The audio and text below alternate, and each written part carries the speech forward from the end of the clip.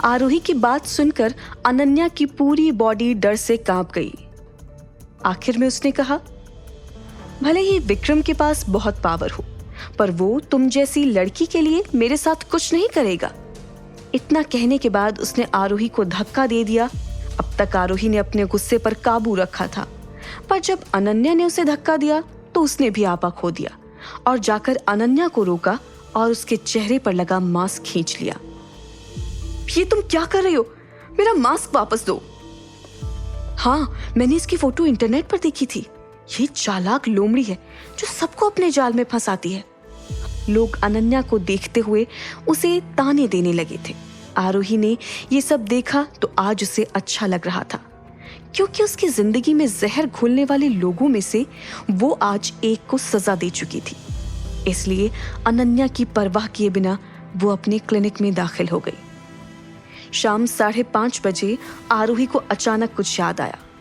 उसने महेश्वर का location check किया तो लोकेशन अजीब दिखाई दे रही थी।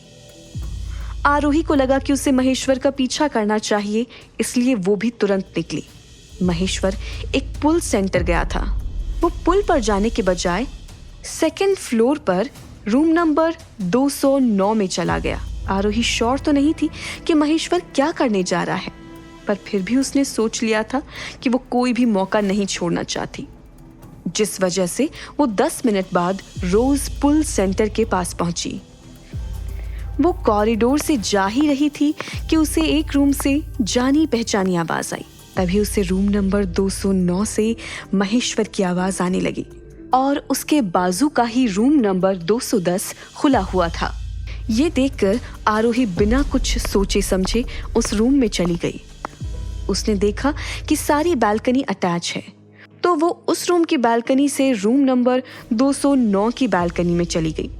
महेश्वर भी बालकनी का दरवाजा बंद करना भूल गया था, इसलिए आरोही बिना किसी मेहनत के आराम से छुपकर रूम नंबर 209 में आ गई।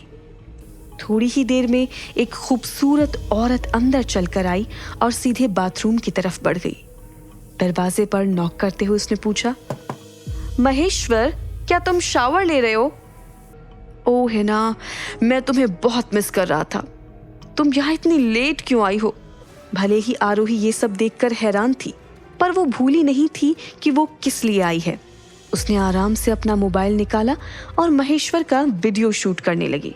तुम्हें याद है पिछले साल जब मैं ग्रेजुएशन के बाद तुम्हारी कंपनी में काम करने आई थी, तो मैं तुम्हारी सेक्रेटरी थी।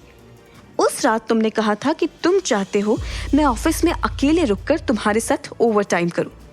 तुमने कहा कि तुम मुझसे सच में बहुत प्यार करते हो और तुम मुझे हमेशा सपोर्ट करोगे। बस तुमने मुझे 1 साल वेट करने के लिए कहा था, ताकि तुम सुधा को डिवोर्स देकर मुझसे शादी कर सको। अब 1 साल और 3 महीने गुजर चुके हैं, पर तुमने अब तक सुधा को डिवोर्स नहीं दिया है। हिना, तुम उस बदसूरत औरत सुधा को खुद से कैसे कंपेयर कर सकती हो? मैं तो खुद उसे अपनी जिंदगी से दूर करना चाहता हूँ, पर तुम्हें तो कानून पता है ना। मैं उस सुधा के साथ 20 साल से ज्यादा रहा हूँ, और अब मैं अगर उसे डिवोर्स दूंगा तो वो मेरी आधी प्रॉपर्टी मांग लेगी, जिसमें मेरी जिंदगी भर की मेहनत है।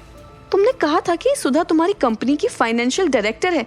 तुम्हें डर था कि सुधा को तुम्हारे और मेरी कंपनी में होने के बारे में पता चल जाएगा तो गड़बड़ हो जाएगी, इसलिए तुम्हारे कहने पर मैंने कंपनी छोड़ दी। पर उसके बाद तुमने मुझे कहाँ सपोर्ट किया? तुम मुझे सिर्फ 20,000 रुपए महीना देते हो। मेरे पास तुम्हारे और मेरे साथ होने के बहुत सारे सबूत हैं। मेरे पास वो रिकॉर्डिंग भी है जिसमें तुमने सुधा के लिए बहुत बुरा भला कहा है। अब तुम्हारे पास 2 चॉइस हैं, या तो सुधा को डिवोर्स दे दो, या तो मैं सारे सबूत सुधा को दिखा दूंगी और फिर तुम उसके साथ निपटते रहना। है ना, अगर मैं कहूं कि मेरे पास पूरे 50 करोड़ रुपए हैं, तब भी तुम मेरे खिलाफ जाओगी? सच? तुम्हारे पास वाकई में इतना पैसा आ गया है? हाँ, मेरे पास बहुत पैसा है, पर मैं फिलहाल सुधा को डिवोर्स नहीं दे सकता। आगे का सीन आरोही से देखा नहीं जा रहा था। उसने पहले ही बहुत कुछ रिकॉर्ड कर लिया था, इसलिए उसने जल्दी से सुधा के व्हाट्सएप नंबर पर वो वीडियो भेज दिया और उसके साथ लोकेशन भेज दी और मैसेज लिखा, अगर तुम लाइव ये सब देखना चाहती हो तो यहाँ आकर देख लो। क्या सुधा महेश्वर के कारनामों को सही समय रहते देख पाएगी? क्या आरोही अपना बदला सबसे ले पाएगी? महेश्वर की हकीकत जानने के बाद क्या करेगी सुधा? सुनिए इस कहानी का अगला एपिसोड सिर्फ पॉकेट FM ऐप पर।